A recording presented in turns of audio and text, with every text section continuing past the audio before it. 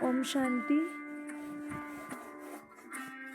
हम पढ़ते हैं अपनी अव्यक्त स्थिति कैसे बनाए। इसलिए बाप दादा ने मुरली में कहा है 25/1/69 की अव्यक्त वाणी में बाबा ने कहा है, आप क्या समझते हो, देह के अभिमान से भी संपूर्ण समर्पण बने हो, मर गए हो वो मरते रहते हो, देह के संबंध और मन के संकल्पों से भी तुम देही हो।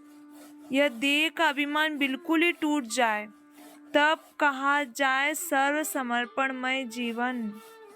बाबा ने अपनी अव्यक्त वाणी 3/2/69 में कहा, जैसे अज्ञान काल में भी कोई कोई बच्चों में जैसे कि बाप ही नजर आता है, उनके बोल चाल से अनुभव होता है जैसे कि बाप हैं। इसी रीति से जो अनन्य बच्चे हैं उन एक एक बच्चे द्वारा बाप के गुण प्रत्यक्ष होने चाहिए। और होंगे कैसे होंगे, उसका मुख्य प्रयत्न क्या है?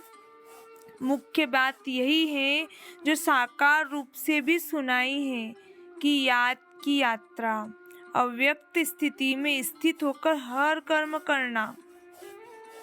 अव्यक्त स्थिति में महान बनने के लिए एक बात जो कहते रहते हैं वह धारण कर ली तो बहुत जल्दी और सहज अव्यक्त स्थिति में स्थित हो जाएंगे।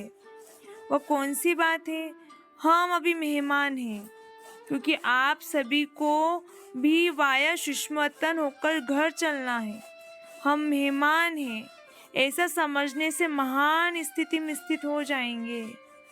बीज रूप स्थिति में स्थित रहेंगे तो अनेक आत्माओं में समय की पहचान और बाप की पहचान का बीज पड़ेगा।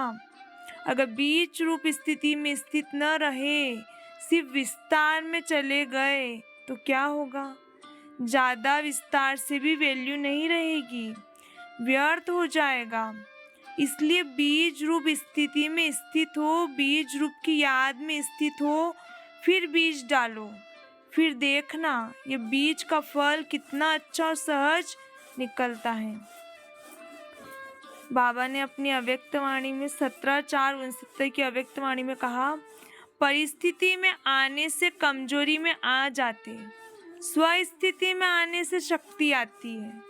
तो परिस्थिति में आकर ठहर नहीं जाना। स्वस्थिति की इतनी शक्ति है जो कोई भी परिस्थिति को परिवर्तन कर सकती है। बाबा ने अपनी अव्यक्त वाणी 8/5/69 में कहा, आप लोगों को मुख्य शिक्षा मिलती है, एक निशाने को देखो अर्थात बिंदी को देखो। तो बिंदी को देखना भी निशाने को देखना है। बाबा ने 17/5/69 की अव्यक्त वाणी में कहा, अव्यक्त स्थिति की परख आप सभी के जीवन में क्या होगी वह मालूम है? उनके हर कर्म में एक तो अलौकिकता, दूसरा हर कर्म करते कर्मेंद्रियों से अतीन्द्रिय सुख की महसूसता आवेगी।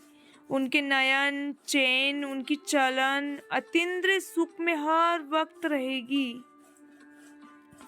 बाबा ने अपनी 26/5/69 की अव्यक्त वाणी में कहा, निर्भयता कैसे आएगी, उसके लिए मुख्य क्या पुरुषार्थ है? निराकारी बनना। जितना निराकारी अवस्था में होंगे उतना निर्भय होंगे। भय तो शरीर के भान में आने से होता है। बाबा ने अपनी 18/6/69 की अव्यक्त वाणी में अव्यक्त स्थिति कैसे बनाए इसके लिए कहा, सर्विस की सफलता का मुख्य गुण कौन सा है? नम्रता। जितनी नम्रता उतनी सफलता। नम्रता आती है निमित्त समझने से, निमित्त समझकर कार्य करना है। जैसे बाप शरीर का आधार निमित्त मात्र लेते हैं, वैसे आप समझो कि निमित्त मात्र शरीर का आधार लिया है। एक तो शरीर को निमित्त मात्र समझना और दूसरा सर्विस में अपने को निमित्त समझना, तब नम्रता आएगी। फिर देखो सफलता आपके आगे चलेगी। जैसे बाप दादा टेम्पररी देह में आते हैं, ऐसे देह को निमित्त आधार समझो। बाप दादा की देह में अटैचमेंट होती है क्या?